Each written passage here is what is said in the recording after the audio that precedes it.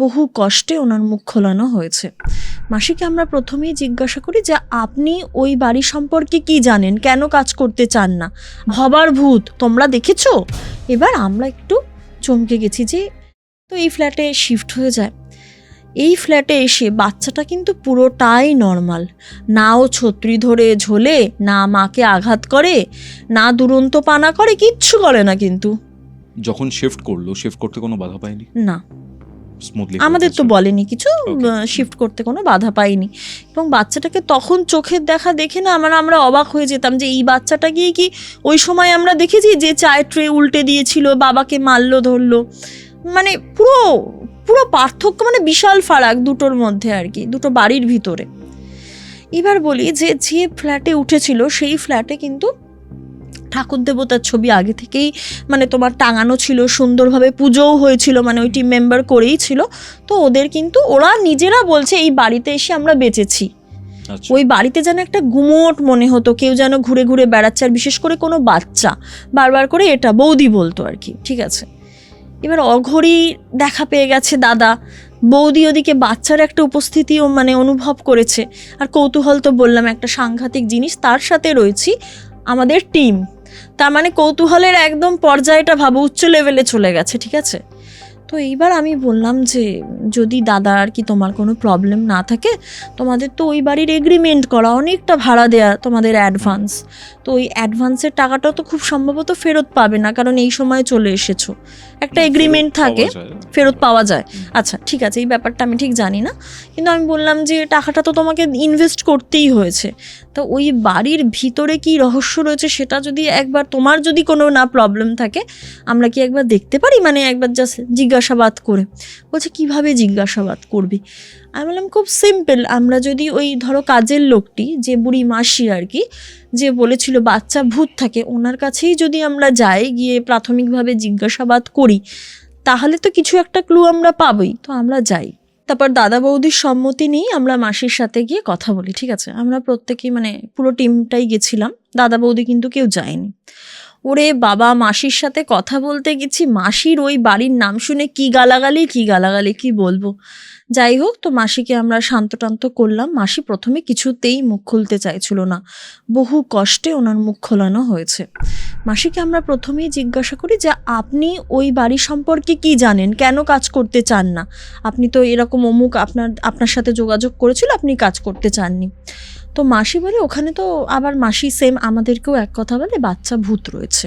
তো আমি বললাম ওই বাড়িতে কি কোনো বাচ্চা মারা গিয়েছিল যে পরে প্রেত হয়ে ঘুরে বেড়ায়? বললো হ্যাঁ মারা তো গিয়েছিল, এটা আমি জানি, কিন্তু কার বাচ্চা কিভাবে মারা গিয়েছিল সেসব আমি জানি না। আর আমি কিন্তু চোখে কখনো দেখিনি সেই বাচ্চা ভূতটাকে, কিন্তু ওখানে আগে যারা থেকেছে আশেপাশে অনেকেই ফিল করেছে যে ওখানে একজন বাচ্চার প্রেত আছে, বা মানে উনি বলছেন বাচ্চা ভূত আছে আর কি। তো আমরা জিজ্ঞাসা করলাম যে ঠিক আছে এই বাড়ি সম্পর্কে ডিটেলসে কার কাছে গেলে জানা যাবে? বললো মালিকের কাছে জিজ্ঞাসা করবেন। এবার মালিক কিন্তু এর মধ্যে একটা জিনিস ঘটেছিল, এত কিছু ঘটে যাওয়ার পরে মালিককে কিন্তু ফোন করেছিল অ্যানিমেটার দাদা। মালিক কিন্তু বলেছে যে আপনাদের ইচ্ছা হলে আপনারা থাকবেন, না হলে না থাকবেন, আমার কিছু এখানে বলার নেই, আপনাদের উপর নির্ভর করছে। সে মুখও খোলেনি, আবার কিন্তু ডিনাইও করেনি যে ওখানে কিছু নেই বলে, পুরোপুরি একটা নিউট্রাল পজিশনে রয়ে গেছে, নিরপেক্ষভাবে। হ্যাঁ নিরপেক্ষভাবে কথা বলে বেরিয়ে গেছে।